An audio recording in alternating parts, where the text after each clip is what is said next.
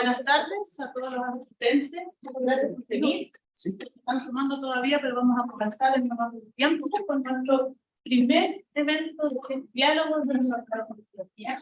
Y con la instancia que está pensada con el espíritu de que conozcamos lo que somos los académicos del Departamento de Biología y de los vecinos de la Facultad de Ciencias, que vamos a tener invitados para tener una conversación de saber lo que hacen nuestros colegas, en este caso, Elías Rivera, que es el presentador de Elías. Vamos a tener esta instancia una vez al mes, en que distintas personas van a estar presentando. La idea es abrir, se llama diálogo, porque la idea es abrir una conversación amena, crítica probablemente desde el punto de vista científico, para conocer y para incentivar también la colaboración o la ejecución de proyectos periodísticos conjuntos entre los distintos miembros del Departamento de Biología y por supuesto de la Facultad de Ciencias. Estamos en este momento en streaming, así que también nos están viendo por la plataforma Zoom o por el YouTube. Así que la idea es que todos nos van a escuchar y que van a interactuar probablemente. Los invito también a interrumpir a alguien, al presentador porque se genera esta conversación. ¿Ya? Bueno, hoy día nos va a presentar el doctor Elías Contreras. Elías es bioquímico de formación. Él estudió en los padres, se graduó en el año 2000. Van a sacar los cuentos. Es doctor en ciencias de programa, como digo yo siempre, doctor en ciencias con mención en biología molecular secundaria y adolescencia, donde se graduó en el año 2006. En ese momento hizo la tesis de doctorado con el profesor aquí presente también, Cristian González, así que conocida en nuestra casa, digamos, desde mucho antes de que llegara acá como académico, y luego se fue a hacer un postdoc en Maryland, en Estados Unidos, y volvió con un proyecto de inserción académica financiado por, hoy se el momento, Anita, y efectivamente se insertó en la academia y ha estado en la Facultad de Ciencias, en el Departamento de Biología, desde el año 2011, ¿ya? Y actualmente, bueno, el año pasado fue promovido a la Secretaría de Bienestar Asociado, haciendo una carrera en la Universidad de Chile. Su área de investigación, yo lo voy a definir como el dolor y los mecanismos moleculares que están intrínsecos a la respuesta del dolor, a cesar el dolor, y hay una proteína que es la favorita de ella, bajo mi perspectiva, por lo menos lo que yo conozco, que está la CDK5, y es lo que nos va a contar hoy día. Él ha dirigido y colaborado como investigador en varios proyectos a lo largo de su carrera. También ha colaborado o ha sido parte de proyectos colaborativos, valga la redundancia, y actualmente es el director de un núcleo que probablemente nos va a mostrar, ahí está, -20, y participa activamente en docencia, tanto haciendo docencia en cursos de pregrado, posgrado, como también teniendo estudiantes de pregrado, de magíster y doctorado en laboratorio trabajando en estas áreas de investigación. Y hay varios graduados de además ha participado en aspectos de la docencia que tienen que ver con coordinar carreras, con innovar mallas curriculares, una aventura bajo un punto de vista, y también ha participado activamente en el comité académico del programa de doctorado, el mismo programa de doctorado de los investigadores. Así que nada, tiene innumerables publicaciones, es algo que está intrínseco a la carrera académica nuestra, y a tener proyectos y a dirigir como lo hace un núcleo. Así que, nos dejo con usted, Elías, gracias por presentar el día, y mandarán la discusión también por los medios que vamos a hacer. Bueno, muchas gracias, Lorena, por la presentación. Gracias a todos mis colegas, estudiantes, alumnos y visitas y a las personas que nos están viendo por streaming. Para mí es un gran honor presentar mi trabajo acá, ya que hace 3 años atrás tuve también seminario de departamento, pero fue justo en pandemia, así que era distinto verlos en persona, y lo tuve que dar por Zoom. Bueno, ahora también es por Zoom, es un sistema híbrido. Pero bueno, vamos a partir con lo que les voy a contar hoy día. Con respecto a la manera de la presentación, es más una presentación clásica que voy a contar un poco los aspectos que hemos hecho en el laboratorio, y también ustedes están libres a interrumpirme en cualquier momento para profundizar en alguna cosa que no se haya entendido mejor. ¿Ya? Entonces, el título de mi presentación es Descifrando la función de CDK5 en los mecanismos celulares y moleculares del dolor facial.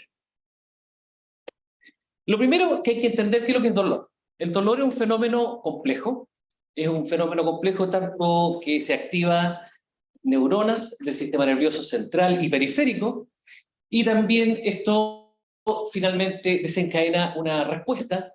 Uno percibe el dolor de distintas formas, y hay distintos tipos o clasificaciones del dolor. El dolor nociceptivo es cuando los componentes que transmiten, que sensan y transmiten el dolor son tanto las neuronas del sistema nervioso central como las neuronas del sistema nervioso periférico. Y las neuronas del sistema nervioso periférico están inervando todos nuestros tejidos, nuestra piel, nuestros músculos, nuestros órganos internos. Y cuando hay un estímulo, ya sea mecánico, térmico o químico, que va a producir un estímulo doloroso, es sensado por receptores que están expresados en estas neuronas.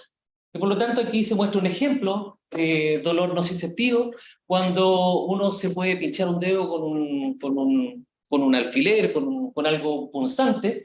Esto va a generar una rápida respuesta. Primero que nada, este estímulo mecánico es transducido a un estímulo eléctrico que viaja rápidamente desde la periferia hacia la médula espinal, donde finalmente asciende hacia centros superiores donde se percibe el dolor. Cuando se termina este estímulo, la zona dañada o que recibió este estímulo va a estar un momento activa, un tiempo activa, pero después, como el estímulo desaparece, también desaparece el dolor. Por otro lado está el dolor inflamatorio, que es cuando el daño es mucho mayor. Hay un daño, por ejemplo, un corte, en una caída, una fractura, una úlcera del sistema nervioso, del sistema digestivo. Eso, primero que nada, va a reclutar células inmunes al lugar del daño, y estas células inmunes van a liberar mediadores inflamatorios, los cuales a su vez van a producir varios procesos, ya sea a nivel periférico, aumentando la sensibilidad periférica de los receptores que reconocen estos estímulos dolorosos, o a nivel central, donde ocurre la primera integración de las neuronas de primer orden con las neuronas de segundo orden. Entonces, durante el tiempo que esté estableciéndose esta inflamación, vamos a sentir dolor, y ahora un estímulo que no produce dolor te va a producir dolor, y eso se conoce como alodinia. O un estímulo que produce dolor, normalmente, si uno está en una condición inflamatoria, va a producir mucho más dolor, que se conoce como hiperalgesia. Cuando se termina el dolor, se termina también la sensibilidad periférica y central, y también disminuye el dolor. También este es pasajero y depende cuánto tiempo dure esta inflamación. Sin embargo, hay un dolor que se conoce como dolor patológico, que puede ocurrir de distintas causas. Pueden haber daños tanto en el sistema nervioso periférico como central. Las neuronas pueden estar transmitiendo mayor información nociceptiva, los receptores pueden estar más sensibilizados, pueden haber daños en los distintos circuitos, y este dolor se conoce porque dura más de 3 meses, se conoce como dolor crónico, dolor patológico, y las causas y cómo se activan distintas vías y cómo se hiperactiva el dolor es un tema de bastante estudio. Por muchos laboratorios están tratando de entender cuáles son las causas moleculares del dolor patológico. Disculpa, ¿el dolor patológico y el dolor idiopático son? Entra dentro de la misma categoría. El dolor patológico es un dolor que dura más de 3 meses en la categoría, pero el dolor patológico puede ser el dolor neuropático, o dolor crónico, o también la fibromialgia, que se conoce. Idiopático. Idiopático. Lo mismo que patológico. Sí, yo siempre lo interpreté como... Ya. Sí, claramente es un tipo de dolor patológico. Estas son las grandes clasificaciones del dolor, que es dolor nociceptivo, que cuando se acaba el estímulo se disminuye, se termina el dolor inflamatorio, que la inflamación es importante en el proceso doloroso, y el dolor patológico engloba todos estos dolores que duran más tiempo y que sus causas no son muy conocidas, y que los tratamientos también son demasiado, no funcionan los mismos tratamientos que para el dolor inflamatorio funcionan en el dolor patológico. Por lo tanto, el dolor idiopático, como dices tú, entra dentro de esta categoría. Solo para precisar, el dolor patológico cursa sin inflamación. También la inflamación es un componente que está presente en el dolor patológico también. Pero, por ejemplo, aquí, en este caso, hay un daño. Puede haber un daño en la región por una caída, y por lo tanto la inflamación se produce en este sector. En cambio, cuando se activan mecanismos celulares y moleculares en el dolor crónico, también la inflamación, componentes de la inflamación pueden activar vías a nivel central también. Por lo tanto, se activan las glías, hay mayor astrogliosis, hay mayor liberación de mediadores inflamatorios y se generan activaciones de otros mecanismos celulares también a nivel central. ¿Esa inflamación podría ser de origen autoinmune, por ejemplo? Sí, claramente los anticuerpos contra antígenos propios van a producir también el daño, por ejemplo, de las células de Schwann que están envolviendo los nervios y que son parte también del proceso de transmisión del dolor, también pueden producir este tipo de dolor, todas estas enfermedades autoinmunes. Otra manera también de clasificar el dolor es dependiendo de su ubicación. Y bueno, y lo que estamos estudiando en el laboratorio es el dolor orofacial, y es tratar de entender este dolor que ocurre tanto en el cuello y en la cabeza, y que incluye mandíbulas, dientes y encías. Este es un dolor, bueno, esta gran clasificación de dolor, son muchos millones de personas que están afectadas mundialmente, y este dolor es sensado por las neuronas trigeminales. Y aquí hay una representación del ganglio trigeminal que está inervando las meninges, todas las partes en nuestra cara, los dientes, la lengua, las mucosas y parte también del cuello. Todo eso está inervado por las neuronas de los ganglios trigeminales. Y en esta figura está un poco más claro, el ganglio trigeminal es una estructura del sistema nervioso periférico donde están ubicados los somas de las neuronas trigeminales. Y estas neuronas tienen una característica bien especial porque son neuronas pseudo-unipolares, tienen un soma, un axón que se bifurca a la región periférica. Por ejemplo, esta es la rama a regiones periféricas que pueden ser tanto a nivel visual, mandibular o maxilar, y la otra rama del axón inerva el núcleo trigeminal en el tronco encefálico.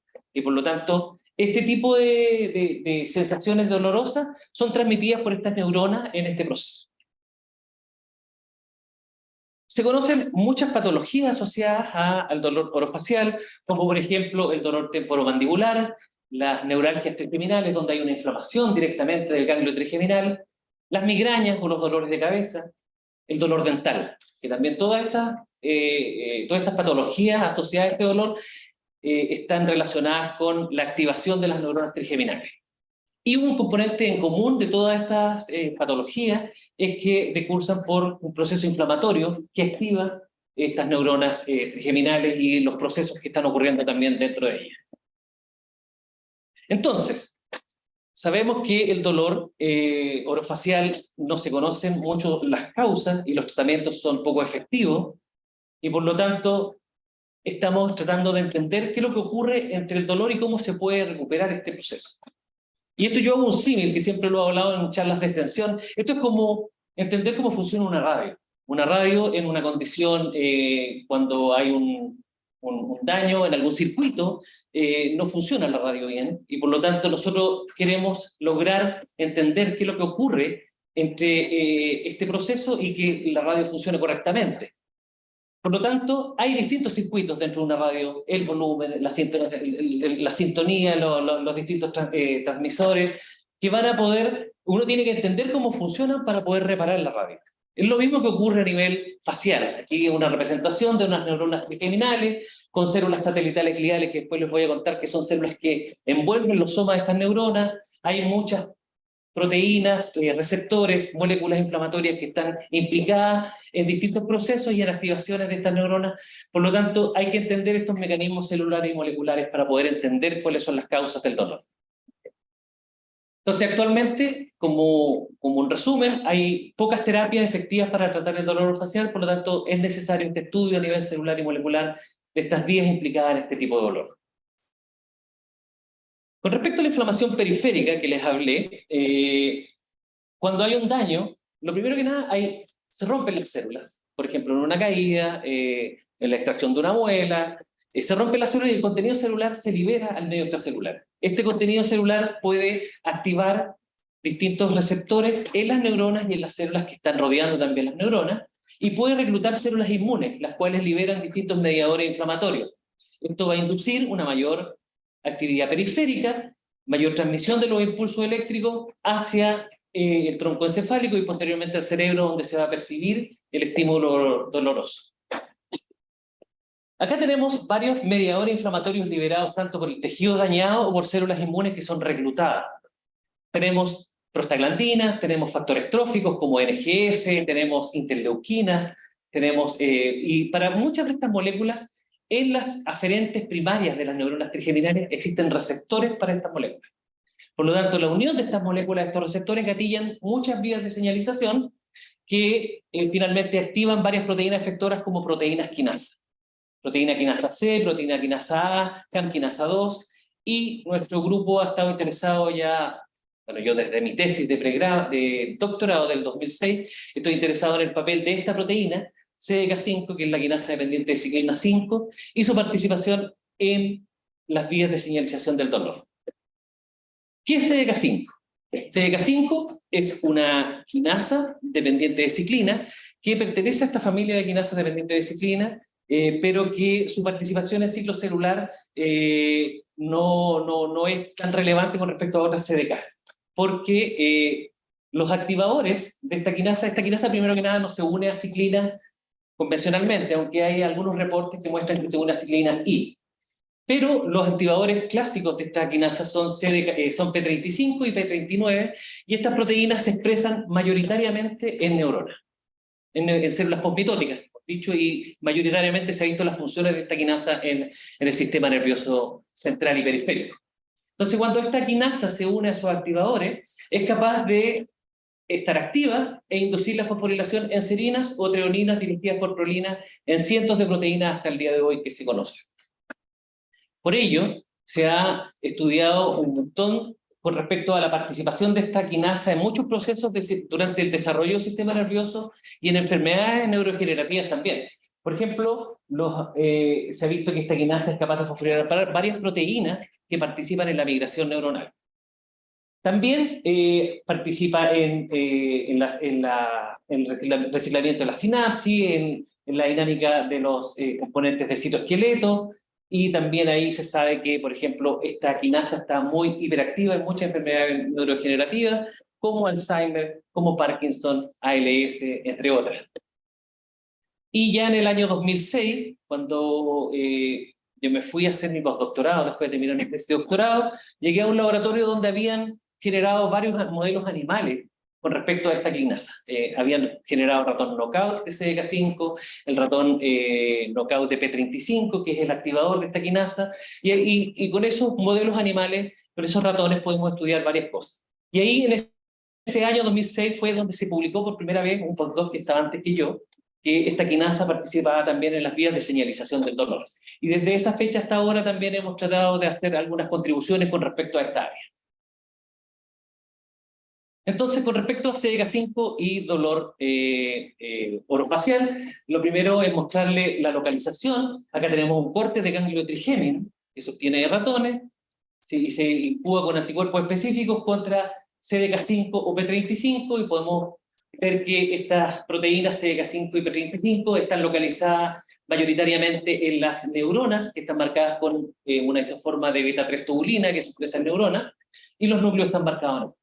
También tenemos evidencias genéticas en los cuales modelos de pérdida de función de CDK5 son el ratón knockout de P35 o ratones condicionales knockout para CDK5. Estos animales sienten menos dolor con respecto a sus animales controles. ¿Por qué son condicionales? Porque los animales clásicos knockout de CDK5 cuando nacen mueren perinatalmente, en E18, o cuando están naciendo mueren.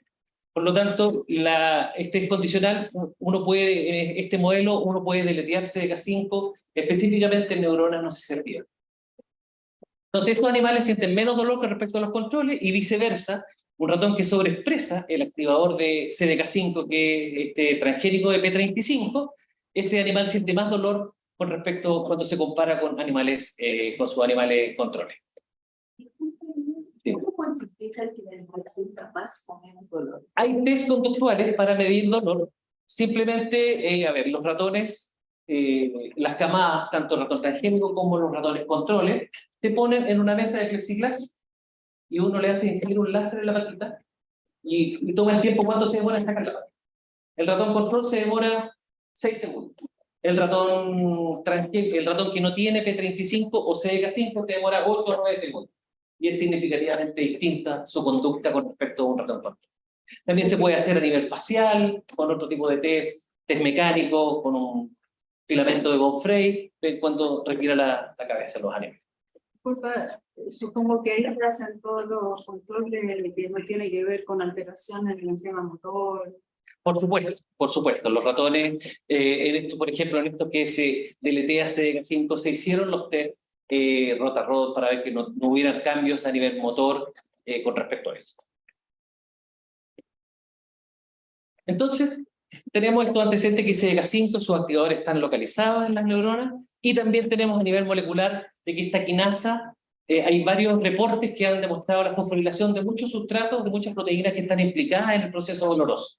Como TRPV1, que es un canal que detecta cambios en la temperatura, sobre 43 grados estos canales se activan, y son canales que se expresan en neuronas no receptivas, y por lo tanto estos canales TRP, cuando se activan, dejan entrar calcio principalmente y sodio, y esto genera finalmente un potencial de acción. También se ha visto que CDK5 es capaz de fosforilar el receptor purinérgico P2X2, y estos resultados, gran parte de estos resultados yo los mostré en el seminario que tuvimos por Zoom en el año 2020. Y solamente en resumen para eso, es mostrarle que, bueno, esta quinasa, P35, tiene una señal de mioinstolación, por lo tanto puede ser localizada en la membrana plasmática, y localiza este complejo y activa esta quinasa en esta región. Y es capaz de fosforilar, se ha visto que CDK5 fosforila TRPV1, induciendo una mayor sensibilización de este canal, mayor entrada de calcio. También es capaz de fosforilar TRPA1, esto lo hizo, son resultados del laboratorio donde yo estuve haciendo mi postdoc, y también nosotros vimos que CDK5 es capaz de fosforilar el receptor P2X2, que es parte de este heterotrímero que forma los receptores purinérgicos, y también esto forma, se genera una mayor sensibilidad del canal y entra más iones y polarizan más neuronas. Estos trabajos también fueron publicados por estudiantes tanto de ingeniería, en biotecnología, y el estudiante de doctorado del programa que tenemos acá en este departamento. Lo que les voy a contar hoy día es un poco más entender cuál es el rol de esta quinasa en dolor dental, por una parte, y también cuál es el rol de esta quinasa en, al final de la presentación voy a hablarles sobre la participación de CDK5 en ganglio No2, que es otro ganglio del sistema nervioso periférico. Entonces, esto fue mi proyecto Fondesis, que finalizó en marzo, pero que todavía seguimos sacando resultados y estamos tratando de publicar esto. Entonces aquí solamente para mostrarles la inervación de los dientes por las neuronas trigeminales. Las neuronas trigeminales es una rama de un paquete de axones de neuronas trigeminales que están inervando tanto los dientes, las muelas, los incisivos, todos los dientes están siendo inervados. Entonces, esta inervación, cuando ocurre una activación o una inflamación o una carie, se va a producir finalmente una activación de estas neuronas trigeminales que van a transmitir estos impulsos hacia el cerebro, donde se va a percibir el dolor dental, su localización, su intensidad. El diente. Tenemos un diente, esta es la estructura de un diente donde está formado por varias capas. Tenemos el esmalte, que es un tejido bastante duro. También tenemos la dentina, que está acá por debajo del esmalte, y en una franja de color beige que se ve acá es una capa de células llamadas odontoblastos. Los odontoblastos son células que su principal función es secretar proteínas que finalmente van a complejarse con calcio y van a formar la dentina. Y dentro acá está la pulpa dental, que está ricamente inervada por neuronas trigeminales e irrigada también por vasos sanguíneos. Entonces, hasta la fecha existen varias teorías para explicar el dolor dental.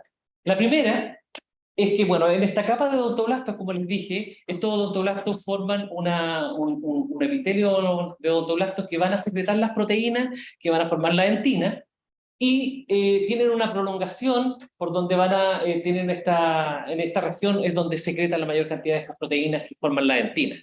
Y se forman estos túbulos de dentina, y las aferentes de las neuronas trigeminales pueden ingresar a estos túbulos y por lo tanto ellas pueden detectar directamente los estímulos nocivos, ya sea la temperatura, la presión o los estímulos químicos. Entonces esto se conoce como la teoría neural, pero también existe otra teoría que dentro de estos túbulos de dentina existe líquido, y por lo tanto el movimiento del líquido puede activar mecanorreceptores que están expresados en estas neuronas trigeminales, y esto se conoce como la teoría hidrodinámica. Y recientemente, bueno, eso más que recientemente, unos 10, 15 años atrás, se determinó que estas células odontoblasticas expresan receptores de dolor. Expresan TRPV1, expresan receptores de frío, TRPM8 y un montón de otros distintos receptores. Por lo tanto, se conoce ahora como esta teoría odontoblástica. Entonces, ¿cómo finalmente estarían estas células participando en este proceso de dolor dental? Tenemos el túbulo de dentina, este proceso del odontoblasto. Entonces, cuando se activan, ya sea por estímulos químicos producidos por ejemplo, por agentes de las bacterias que producen las caries, como componentes de la pared celular de bacterias gram positivas, gram negativas, son capaces de inducir una activación dentro del odontoblasto, una entrada de calcio, y aquí se pueden liberar distintos mediadores inflamatorios como ATP y glutamato. Y estos a su vez pueden activar, porque hay receptores de ATP, receptores purinérgicos, que están expresados en las aferentes primarias de neuronas trigeminales, y por lo tanto esta liberación puede estimular la actividad de estas neuronas trigeminales, y por lo tanto de esa manera participarían estos odontoblastos en dolor. Entonces, cuando estaba realizando también mi postdoc, empezamos, y en el laboratorio donde trabajaba, también tenían varias líneas. Una era trabajar en dolor, otro era estuve en el instituto en el National Institute of Dental and Craniofacial Research. Por lo tanto, se estudiaban todos los aspectos relacionados con el desarrollo, y también con el desarrollo de los dientes, y también cómo ocurre todo este proceso de mineralización. Por lo tanto, quisimos estudiar, veamos si CDK5 se expresa en los odontoblastos y ver si tiene alguna función en este proceso. Bueno, sacamos una publicación que ahí más adelante les voy a mostrar algunos antecedentes, pero para contarle ahora, bueno, y vimos que CDK5 está ahí y que está presente también su receptor, pero en líneas celulares. Lo que hice cuando llegué acá a trabajar en este proyecto es estudiarlo ya en un sistema más fisiológico, sino en cultivo de células dentales a partir de ratones o de ratas, y también ver su localización. Entonces, ahora les voy a mostrar resultados tanto de un estudiante de doctorado que ya se tituló, es Nicolás Pinto, y de Martín Araya, que está presente acá, que está en la última etapa de su tesis de doctorado. Y primero que nada era demostrar que esta quinasa se está expresando en estas células dentales. Entonces, lo que hacemos, sacamos los dientes de ratones incisivos adultos, se colocan en una solución con EDTA, para que se desmineralicen y por lo tanto uno puede acortarlo y hacer cortes de dientes en el criostro. Posteriormente, bueno, no se ve muy bien, pero acá es un marcador para mostrar que esta es la capa de odontoblasto, esto es la dentina, esta es la capa de odontoblasto, y en azul están marcados los núcleos.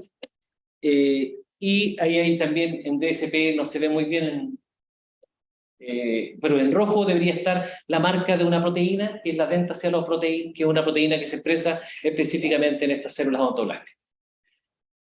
Y lo que vimos en estos cortes de dientes, que, bueno, en rojo está expresado P35 y CDK5 y P35, se expresan en el odontoblasto, y también en las células dentales están expresados esta quinasa. En dientes de rata también vimos que CDK5 y P35 están localizados en la región de los odontoblastos y también en los preodontoblastos que están acá. Y en colaboración con Eduardo Hu, que en paz descanse, gran parte de su investigación la realizó en tratar de entender muchos procesos que ocurren dentro de los odontoblastos. Por lo tanto, él en una colaboración tenía dientes humanos, cortamos los dientes humanos, y Nicolás Pinto hizo una estadía en su laboratorio y vio que tanto CDK5 como P35 se expresan en la región de los odontoblastos de estos cortes de dientes humanos. Y también utilizando un anticuerpo que tenemos que reconoce a TRPV1, que es este canal que se expresa en neuronas sensoriales, que también se expresa en odontoblastos, también se reportó eso. Es capaz de detectar a TRPV1 fosforilado por CDK5 en treonina 407. Por lo tanto, también utilizando este anticuerpo, vimos que TRPV1 está expresado en la capa de odontoblastos, y también acá se ve en rojo las aferentes primarias de las neuronas trigeminales marcadas con beta-3 tubulina. Luego, lo que hicimos, ya detectamos que estaba presente en distintas especies de mamíferos, ratón, rata y humano, y ahora queríamos ver en cultivos primarios de pulpa dental de ratón. Entonces, para ello se obtienen los dientes incisivos de ratones. Estos dientes, se abre el diente y se obtiene la pulpa dental, y la pulpa se degrega tanto mecánica como enzimáticamente, y finalmente se cultivan las células y se diferencian a odontoblastos con un medio diferenciador. Entonces estas células tienen crecen, estos cultivos primarios crecen, los dejamos por 7 días diferenciando, y posteriormente vimos el análisis de la expresión de distintos marcadores de odontoblastos que se ven por ejemplo, con esta tinción de rojo alizarín. Mientras más color rojo implica que hay más mineralización de estos cultivos primarios, y aquí hay una cuantificación entre células sin diferenciar y células diferenciadas. A los 3, 5, 7, 10 y 14 días hay más diferenciación en estos tejidos diferenciados, en estos cultivos diferenciados. Otro marcador de diferenciación es ver la proteína DSP. Entonces la proteína DSP también aumenta su expresión en estos cultivos diferenciados. La proteína S100, que es una proteína que une calcio, que también se ha visto que es un marcador también de estas células odontoblasticas, también aumenta significativamente en cultivos diferenciados. Y bimentina, que es un componente del citoesqueleto de filamento intermedio, también aumenta su expresión significativamente en estos cultivos diferenciados. Entonces, una vez que vimos esto, evaluamos también los niveles de mensajero de CDK5 y P35 en extractos crudos de dientes, y vimos que está expresado. Y también mediante Western blot vimos que tanto CDK5 como P35 o su fragmento proteolítico P25 están expresados en pulpa dental, y están comparados acá con cámbido trigémino como control positivo. En estos cultivos también vimos por inmunofluorescencia que tanto CDK5 se expresa en estas células, y P35 también, y están colocalizando. Y utilizando el anticuerpo que les dije, que reconoce a TRPV1 fosforilado por CDK5, vimos que en cultivos de células dentales de ratón también hay un aumento en la fosforilación de fosfo-TRPV1 y que está colocalizando con CDK5 en estas células pimentina positivas. Dime. El detalle de P25 es una PTC P25 que hace inactiva la proteína, mantiene su actividad. Sí, no, P25 se ha visto que es un fragmento proteolítico que cuando hay una hiperactivación, por ejemplo, en neuronas que son tratadas con glutamato, en un estrés de glutamato, hay un aumento en la entrada de calcio dentro de las neuronas. Esto produce la activación de una calpaína que proteoliza P35 en P25. Y esto tiene varios cambios que va a ocurrir con respecto a la actividad de CDK5. CDK5 unido a P35 tiene una actividad basal. Cuando está unido a P25 también puede ser activo, y está activo más tiempo, y está hiperactiva esta quinasa. Por lo tanto, por ejemplo, en Alzheimer se ha visto que hay presencia de P25 en neuronas de pacientes con Alzheimer. Por lo tanto, es una manera de hiperactivar esta quinasa en una condición patológica. Y como les dije que P35 tiene una señal de microinstulación en la membrana, por lo tanto la actividad de esta quinasa está localizada principalmente en membrana, pero cuando está unido a P25 puede fosforilar sustratos en citoplasma, o puede también traslocarse al núcleo e inducir la fosforilación de otros sustratos patológicos. No, estos dientes son dientes patológicos que fueron extraídos por la extracción que llegan el sangre. No, estos son dientes de ratón humanoide. ratones controles. No lo mostré, pero hicimos en dientes humanos que tienen, se ha visto que, bueno, se extrajeron porque tenían caries. En esos dientes también se vio la expresión de CDK5 y P35 y había un aumento significativo con respecto a los dientes controles, pero son preliminares, por lo tanto, por eso no los quise mostrar para aumentar el número. Ahora ya estamos procesando más dientes humanos para poder determinar realmente si eso es correcto o no. Entonces, el proceso inflamatorio, como les dije, está relacionado también a este proceso.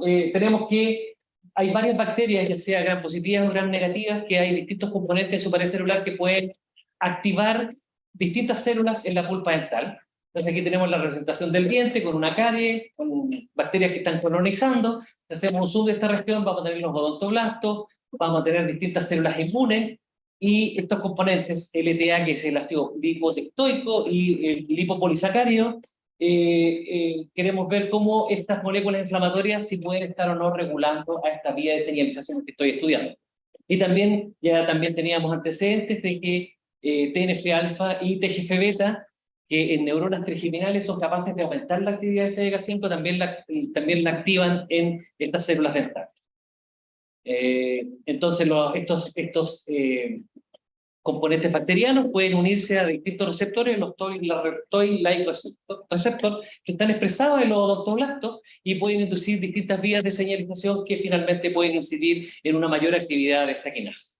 Entonces lo que queríamos estudiar, lo que estamos estudiando, es que estas citoquinas son capaces de activar varias vías de señalización entre vías canónicas, por ejemplo el TNF-alfa es capaz de activar NF-κB y lo podemos ver por fosforilación de fosfo-P65, TGF-beta es capaz de activar la vía SMAD y lo podemos determinar también por fosfo-SMAD, y también estas citoquinas en trabajos anteriores habíamos reportado que son capaces de activar la vía ERK, que es la vía directa de activación de esta quinasa CDK5. Y estos mediadores inflamatorios como LPS y LTA también pueden activar esta vía. Entonces, queremos ver cómo, les voy a mostrar ahora los resultados, cómo estos distintos tratamientos con estas citoquinas o estos productos bacterianos producen una mayor actividad de CDK5, y finalmente lo que queremos determinar es si esta mayor actividad en los odontoblastos produce una mayor comunicación de los odontoblastos con las neuronas trigeminales. Entonces, lo primero fue, trabajamos como la cantidad de tejido que se puede obtener de la pulpa de dientes de ratones, muy poca.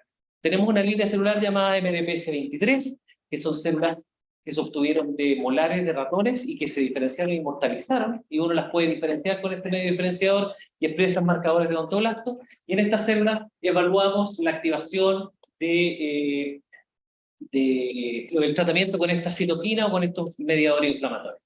Vimos que TGF-beta aumenta la fosforilación de SMAD en células sin diferenciar y células diferenciadas, y también aumenta los niveles de P35, y también, los niveles de P25 no, todavía tenemos datos preliminares porque es muy complicado, la cantidad de P35 que hay expresado es bastante poca.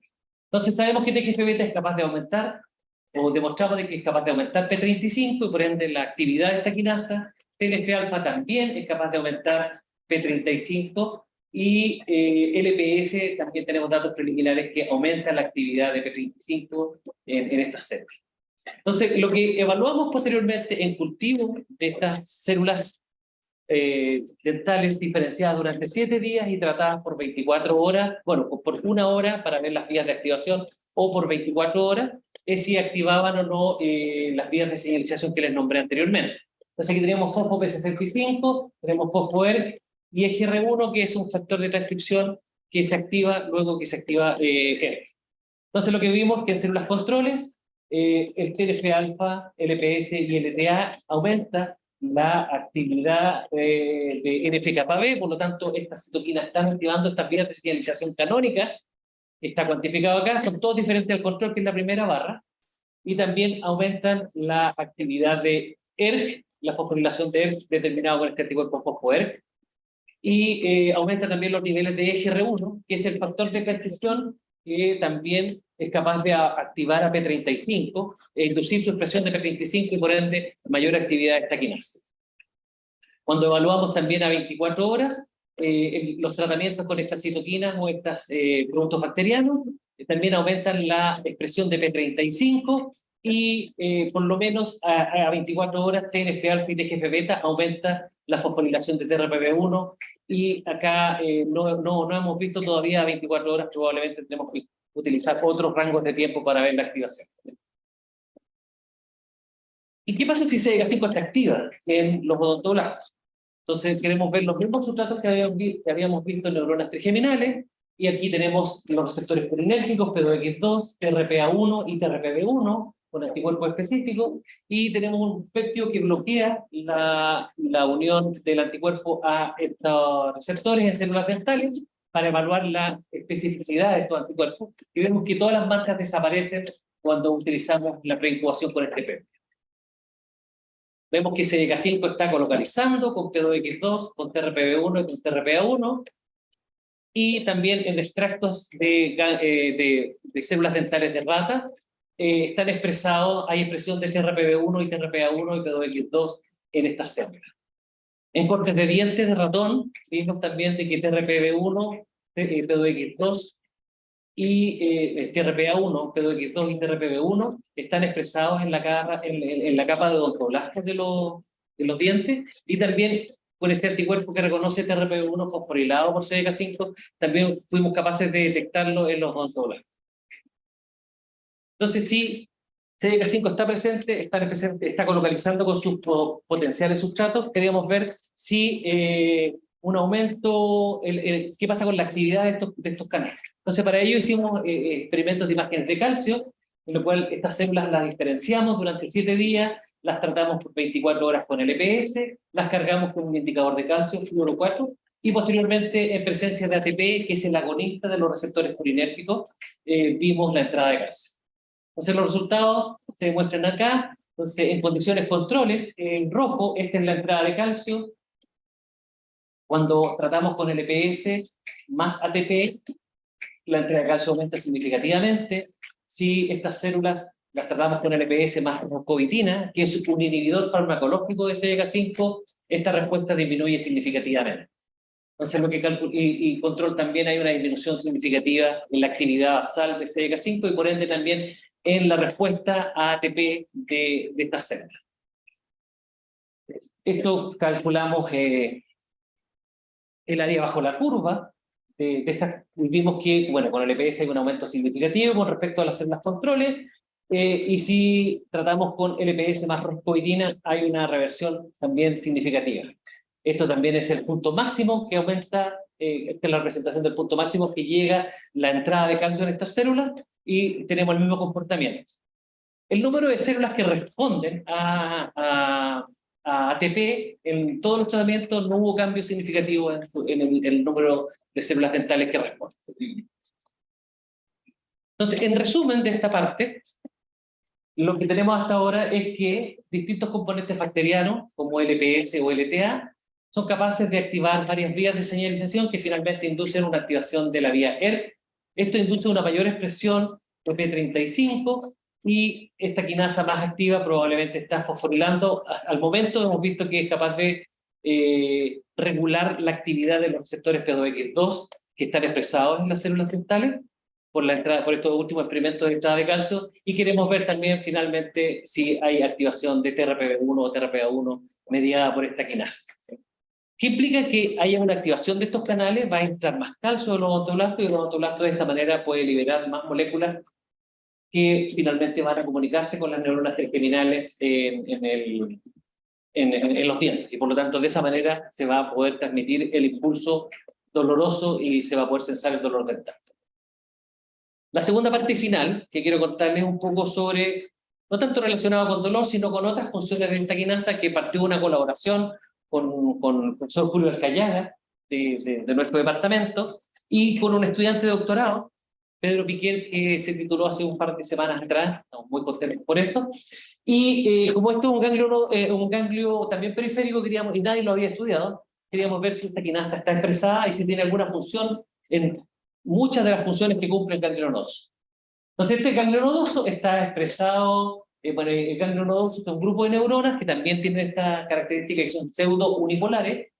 Una rama va a estar inervando las vísceras internas y la otra rama inerva el núcleo del tracto solitario a nivel cerebral.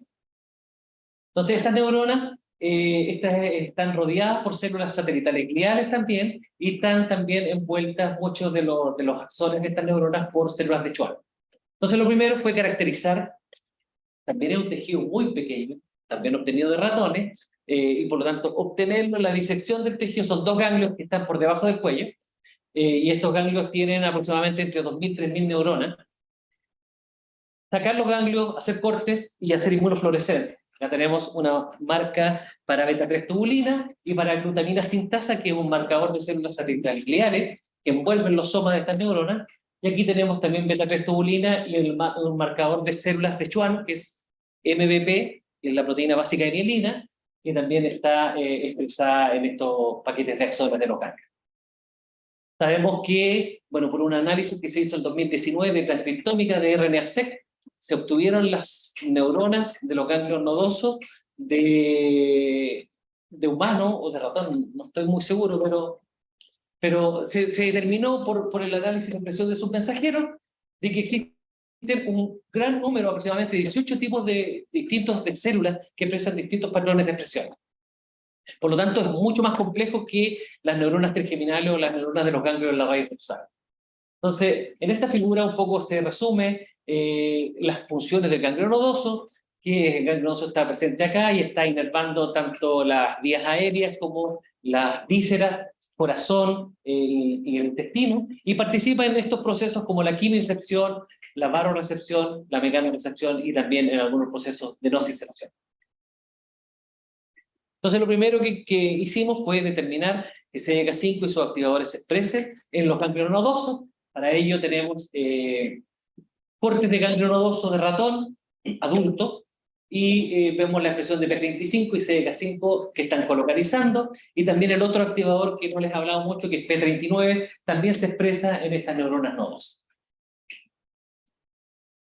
Por otro lado, en cortes también de ganglio nodoso vimos que se expresan, bueno, ya también eso ya se había demostrado anteriormente, pero era bueno mostrarlo también en las manos del estudiante que hizo los experimentos, y TRPV1 y PDX2 se expresan altamente, pero en el ganglio nodoso, pero también está colocalizando con CDK5 en estos tejidos.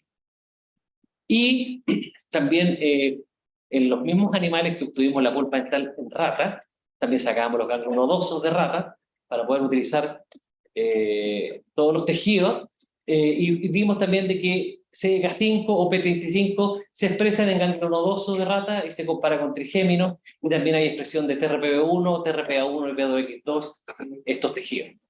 Y utilizando el anticuerpo contra fosfo-TRPV1, vimos que hay una actividad basal de fosforilación de TRPV1 mediada por CDK5 en el ganglio nodoso. Por lo tanto, podemos decir que CDK5 y sus activadores están presentes y que hay una actividad basal de esta quinasa en este tejido.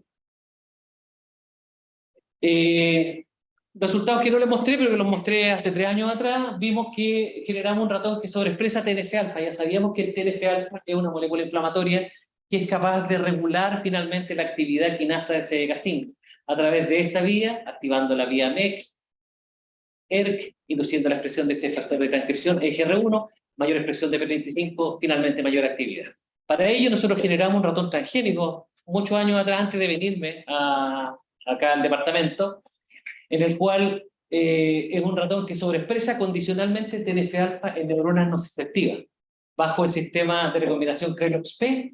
Entonces, para explicarle, tenemos el promotor fuerte, que está luego en la secuencia de GFP, y existen sitios LOXP que están flanqueando GFP, y aquí hay un codón de término, y finalmente está la secuencia de TNF-alfa. Cuando estos ratones TNF-alfa que expresan este vector se cruzan con un ratón que expresa la recombinasa CRE, específicamente en neuronas NAV1.8 positivas, hay una delesión de GFP y este promotor fuerte induce la expresión de TNF-alfa. Increíblemente, bueno, ya se había determinado, pero también lo vimos, que las neuronas del ganglio nodoso expresan un montón de NAV1.8. ¿Ya? Y por lo tanto, este modelo también nos servía como modelo de ganancia en función de CDK5 en ganglio nodoso. Y lo primero era demostrar primero que ocurriera la recombinación y que aumentara la actividad de CDK5. Entonces tenemos ratones controles, estos ganglios nodosos, ratones controles, como pueden ver, estos ratones controles solamente tienen expresado este vector. Todas las células están expresando GFP, y los ratones transgénicos hay un gran porcentaje de células que pierden la expresión de GFP. ¿Y qué pasa con los niveles de TNF-alfa? Que es lo que queríamos ver finalmente. Entonces estos son los niveles basales de TNF-alfa, aunque no se ve aquí, hay una expresión basal de TNF-alfa en el ganglio nodoso, en las neuronas, y cuando sobreexpresan, hay una mayor sobreexpresión de TNF-alfa que es significativo con respecto a los animales controles. Todos los análisis siempre lo hicimos en comparación con animales hermanos, de la misma camada. Y entonces estos animales que están sobreexpresando TNF-alfa, estos animales también hay más P35 y hay más fosfo-TRPV1 comparado con animales controles. Por lo tanto, esto es un buen modelo de ganancia de función para CDK5 en ganglio nodoso también. Entonces, una vez que determinamos de que este ganglio está expresando CDK5, está expresando sus potenciales sustratos y también está expresando, uno puede sobreexpresar la actividad de esta quinasa, quisimos estudiar algún experimento con respecto a la funcionalidad del ganglio nodoso. Entonces, para ello, también sabíamos que CDK5 es capaz de fosforilar este canal polinérgico P2X2 y que la ATP, cuando se une a P2X2, induce la entrada de calcio. Entonces, en estos experimentos funcionales se aísla el ganglio nodoso de ratones con parte del nervio vago y este ganglio se coloca en esta camarita que va a ser superfundida por una solución y uno puede agregar distintos agonistas y ver la actividad eléctrica del ganglio. Está representada por la frecuencia y con respecto al tiempo. Por lo tanto, si uno agrega un agonista, que es una concentración de ATP, podemos ver que el ganglio tiene una actividad eléctrica del ganglio. Entonces hicimos estos experimentos en modelos de ganancia y de pérdida de función para CDK5. Lo primero, utilizamos un modelo de pérdida de función, en el cual utilizamos roscoitina, que como les dije anteriormente, es un inhibidor de la actividad quinasa. Entonces, en condiciones controles, tenemos este tipo de respuesta a ATP en negro, y cuando, mira, ¿sí? Y mira, este es el control en azul, y cuando agregamos roscoitina, que se puede poner directamente en esta camarita por 30 minutos o una hora antes de hacer la medición, vimos que hay una disminución de la frecuencia, que fue significativa con respecto a las células sin tratar con roscoitina. Por último, en otro modelo de pérdida de función que tenemos, que es un ratón que expresa CDK5, el gen de CDK5 también está floxeado y también se puede eliminar en neuronas NAP1.8 positivas, por lo tanto podemos, y tenemos ese animal que expresa la recombinasa CRE, tenemos estos animales también que pierden la expresión de NAP1.8, pierden la expresión de CDK5 en neuronas nodosas, y comparamos la respuesta también de la frecuencia con respecto al tiempo cuando agregamos ATP. Entonces, en condiciones controles, tenemos esta respuesta en azul, y cuando hicimos las mismas mediciones en varios animales de CDK5 condicionales knockout, hay una menor frecuencia por menor tiempo, se mantiene por menos tiempo esta respuesta de activación del ganglio nodoso. Y utilizando el ratón transgénico, en el cual debería haber un aumento en la actividad, lo demostré en la inmunofluorescencia anterior. Y entonces, bueno, en el animal transgénico, en estos animales, lo que vimos es que la respuesta control y la respuesta tratada con TNF-alfa es muy similar al principio, pero se mantiene elevada y comienza a aumentar ya hasta los 15 minutos después de que se termine el registro, sigue aumentando. Y aquí hay una diferencia significativa. Por lo tanto, como el TNF-alfa no solamente puede estar activando CDK5, probablemente hay otras vías que son activadas por TNF-alfa que podría estar explicando estos resultados. Pero también da la impresión de que en modelos de pérdida de función hay una menor actividad del ganglio nodoso, y en modelos de ganancia de función, al parecer hay una mayor actividad del ganglio nodoso. Y hay unos resultados que no se los voy a mostrar, que son de experimentos de barro reflejo, que los voy a dejar para otro seminario departamental. Entonces, ahora lo más importante son los agradecimientos, que debería partir con ellos. Pero todos estos trabajos son hechos por estudiantes, han pasado ya varios estudiantes por el laboratorio, hay algunos que ya se han ido, otros que siguen, y bueno, primero agradecerle a ellos todo el esfuerzo que han puesto en esto, y a mis colaboradores del Núcleo Milenio para el Estudio del Dolor, la Margarita Calvo, Rodolfo Madrid, Claudio Codú, Gonzalo Llévenes, y también a Julio Arcayaga, que hemos desarrollado toda esta investigación de la función de CDK5 en ganglio nodoso, y a Cristian González por todo el apoyo que me ha brindado desde que empecé mi tesis de doctorado hasta el día de hoy. Y a mi tutor en el NIH, al doctor Ashok Kulkarni, que me ha permitido también traerme los modelos animales y hemos seguido colaborando. Y también a Eduardo Kuhn, que me hubiera gustado que hubiera visto esta investigación ya más terminada, pero nada, como son las cosas de la vida. Bueno, el financiamiento, proyecto Fondesit y el Núcleo Milenio para el Estudio del Dolor. Muchas gracias.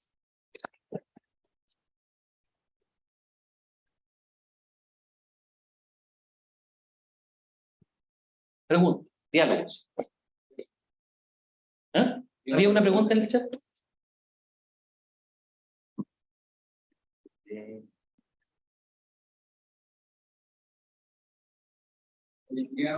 Mientras ves la pregunta, ¿Ya? ¿Tú crees que esta función de K5 asociada al circuito del dolor es extensiva a muchos circuitos periféricos, a neuronas centrales también, o sea, más bien a un grupo muy amplio de células, donde la actividad de CDK5 cambia el umbral en definitiva en que las neuronas responden? Sí, yo creo que es un mecanismo general de regulación, tanto a nivel central como periférico, porque el tejido donde hay más expresión de esta quinasa, bueno, es donde hay mayor actividad de esta quinasa es el sistema nervioso, tanto periférico como central. Y hay muchos sustratos que participan en muchos procesos que son generales de las neuronas, que pueden ser blancos de fosforilación de esta quinasa. Por ejemplo, ¿se han analizado problemas de memoria que eventualmente son provocados por falta de función de CDK5? Claramente. Por ejemplo, el fenómeno de sensibilización central o periférica es muy similar a la LTP o LTB. Y por lo tanto ya se ha visto, y ahí está publicado por un premio Nobel, por Paul Gringer. CDK5 es importante también para la participación o para el establecimiento de la memoria. Porque fosforila muchos sustratos, fosforila la proteína DARP32, que también es importante en este proceso de establecimiento de la memoria. La pregunta que nos dice el profesor Álvarez es cómo funciona el ibuprofeno. Bueno, el ibuprofeno es una molécula antiinflamatoria que inhibe a la ciclooxigenasa, a las COX, y por lo tanto hay menor producción de prostaglandina, y las prostaglandinas son mediadores inflamatorios que aumentan la sensibilidad periférica y central. Por lo tanto, al inhibir la ciclooxigenasa con el ibuprofeno, o con el ketoprofeno, o con el paracetamol, o el acetaminofén, y todas estas drogas antiinflamatorias, finalmente es inhibir a la actividad de esta ciclooxigenasa.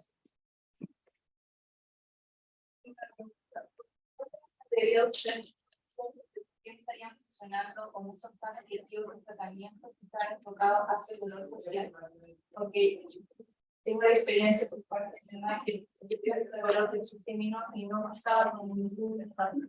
Entonces, ¿por qué? O sea, ¿ustedes creen que el tratamiento son efectivos? Y cómo en este caso ustedes promovían un tratamiento relacionado con las funciones de las 5 minutos? La mayor cantidad de drogas que se utilizan para tratar distintas afecciones, por ejemplo, para las migrañas o para dolores faciales o dolores musculares, son antiinflamatorios. Son de amplio espectro, pero no para estos mecanismos de dolor crónico, por ejemplo, lo que tú cuentas, no se conocen, probablemente hay otras vías que son más importantes. Yo no estoy seguro todavía, porque igual esta es una de las vías que participa en este proceso. Probablemente hay una mayor interacción con otras vías, y si esta quinasa está más activa, probablemente puede estar desregulando otras vías también. Yo creo que más que inhibir, pensando en un tratamiento futuro, más que inhibir la actividad de la quinasa, hay que inhibir la unión de la quinasa a los sustratos patológicos. Por ejemplo, o la producción de P25, que va a hiperactivar y va a deslocalizar esta quinasa, más que inhibir la quinasa, la actividad de la quinasa, porque Al parecer, en condiciones basales, como pueden ver, sin ningún tratamiento inflamatorio, hay fosforilación de sustratos mediados por esta quinasa. Por lo tanto, al parecer, la fosforilación por esta quinasa a sustratos en condiciones fisiológicas debería ser normal para que funcionen correctamente o que estén regulados correctamente. Cuando hay una hiperactivación de esta quinasa en algunas condiciones inflamatorias o en algunas enfermedades, claramente ahí hay que atacar más que a inhibir directamente la quinasa, hay que inhibir a la unión a sus posibles sustratos patológicos. Por ejemplo, en Alzheimer. En Alzheimer se sabe que cuando esta quinasa está hiperactiva, es capaz de fosforilar la proteína tau, y la proteína tau ya fosforilada no se une a los microtúbulos y se agrega a los ovillos neurofibrilares que finalmente desencadenan la muerte neuronal. Y otra pregunta que me quedó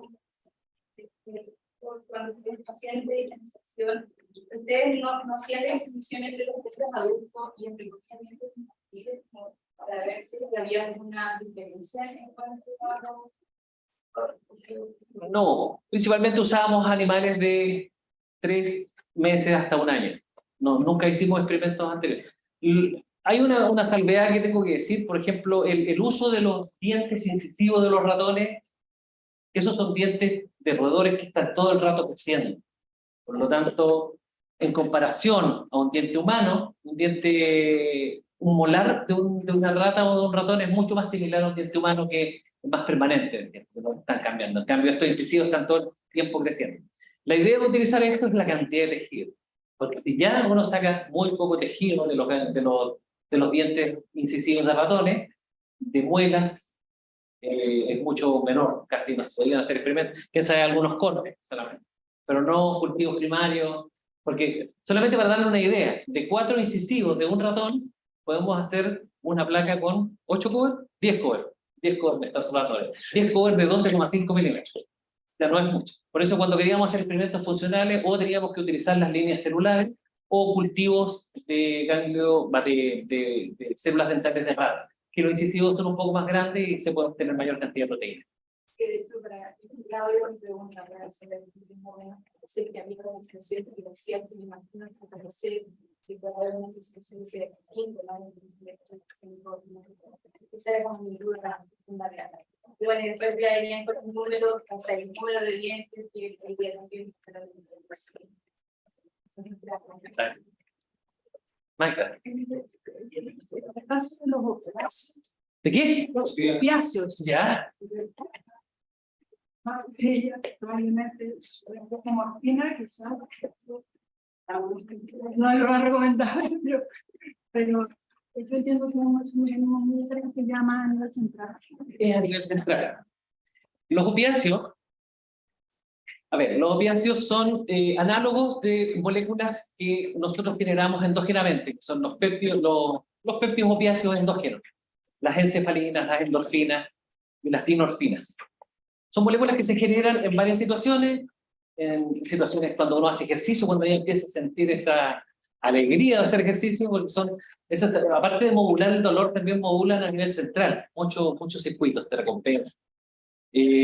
Los opiáceos lo que hacen, al ser similares a las endorfinas y a los opioides endógenos, se unen a los mismos receptores a nivel central en la médula espinal, donde se modula el dolor. El problema es que son similares, no son iguales. Por lo tanto, los procesos cuando se unen probablemente producen mayores procesos de endocitosis. Hay menos después receptores en la membrana. Por lo tanto, por eso tiene que puede aumentar la dosis. Porque hay menos receptores en membrana, porque hay mayor endocitosis, porque la afinidad es similar, pero no es igual. Y el problema de que, bueno, existe ya una pandemia a nivel mundial con el uso de estos opiáceos, porque la gente se los tomaba como aspirinas. Y todo el problema que tienen no es solamente... Te inhiben el dolor claramente a nivel central, pero te producen todos estos problemas de adicción, de constipación y todos los problemas laterales que pueden ocurrir por el uso de estos opiáceos. Sí, por supuesto. Tú mencionaste, claro, cuando hay una situación de inflamación o un dolor crónico, tiene cierta duración, puede haber una hipersensibilidad a otros estímulos. Pero por otro lado, todos tenemos la experiencia de que cuando uno le duele un pie, digamos, y se hace un corte en la mano, no sé si es un tema atencional, pero de alguna manera se trae el dolor en el pie y le empieza en la mano. Existe una teoría, la teoría compuesta, que depende, claramente también tiene que ver mucho con la atención, porque igual el dolor se puede explicar grandemente a nivel de toda esta activación de las vías nociceptivas, pero también tiene un componente emocional.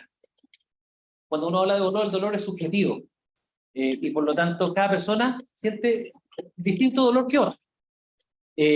Sí, por ejemplo, en esta teoría de la compuerta se puede explicar si uno se pega un martillazo en un dedo, se van a activar unos receptores mecánicos y va a aumentar la inflamación y el dolor, pero uno lo que tiende a hacer es apretarse el dedo.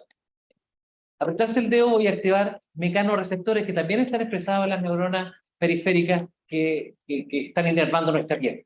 Por lo tanto, en tacto también se activan otras neuronas, otras fibras de mayor diámetro que transmiten la información a mucha mayor velocidad. Por lo tanto, la activación de estas neuronas no nociceptivas va a bloquear de alguna manera el dolor nociceptivo a nivel central, a nivel de la médula espinal. Por lo tanto, también, si hay un dolor en una región y uno se genera otro dolor o no pone atención a eso, o está claramente la integración del dolor a nivel central va a estar regulada por ese nivel atencional también. Cuando asciende la información dolorosa hacia el cerebro, algunas colaterales de los axones de estas neuronas de la médula espinal también pasan a través de la ínsula y de la amígdala, y por lo tanto pueden también depender de las experiencias previas. No es lo mismo quebrarse un brazo y saber qué dolor uno va a tener si nunca lo ha experimentado, con respecto a quebrarse varias veces un hueso, por ejemplo. Pero Gracias, Elian, por tu intervención. Lo que comienza.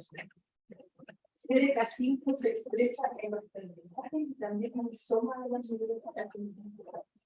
Apenas la interesante investigación que hicieron de dependiendo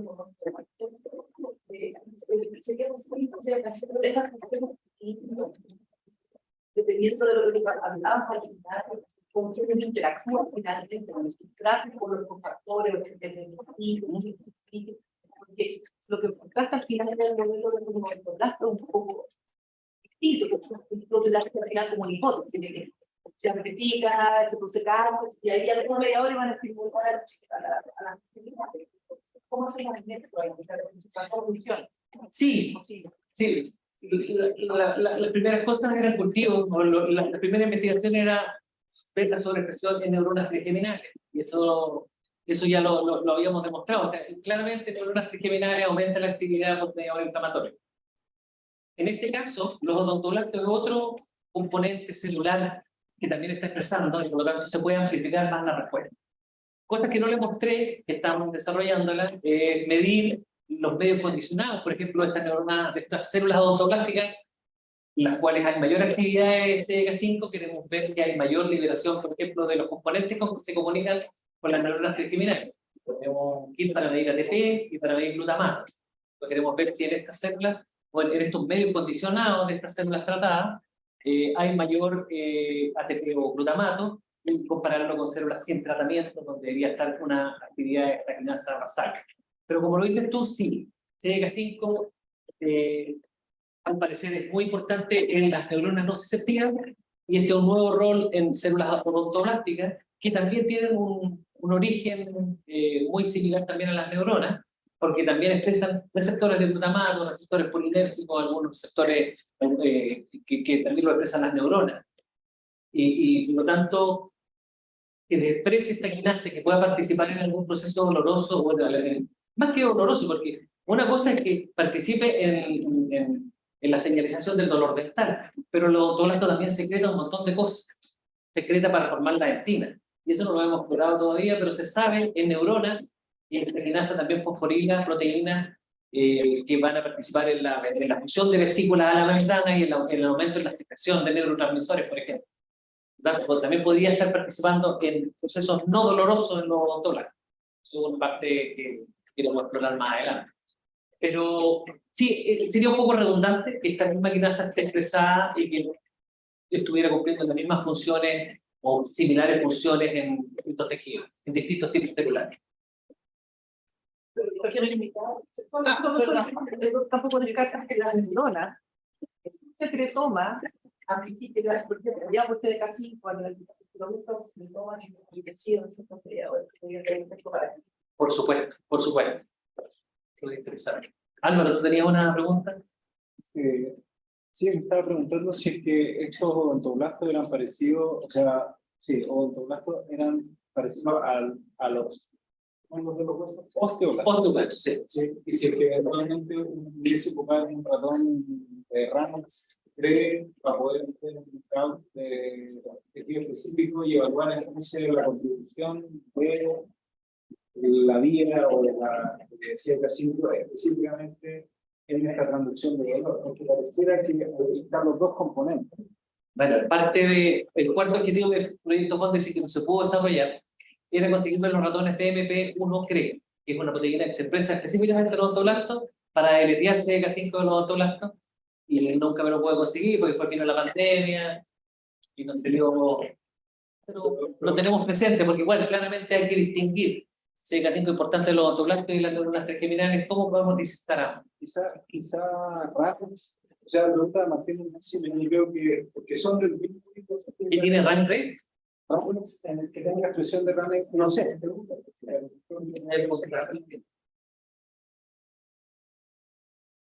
Solamente una. Lo quiero explicar, pero no me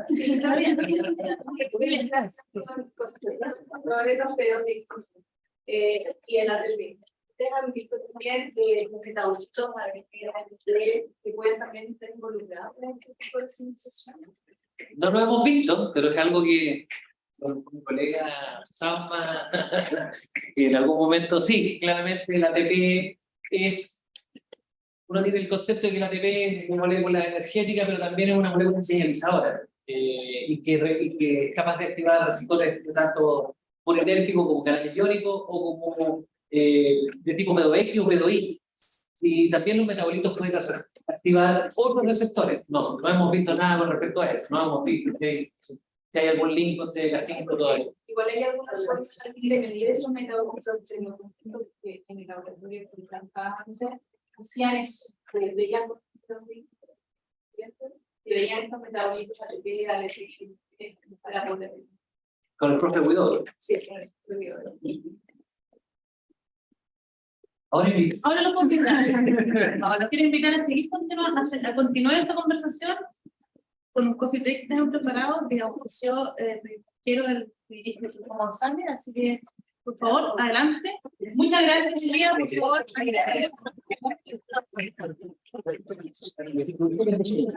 Bueno, me despido de los chicos.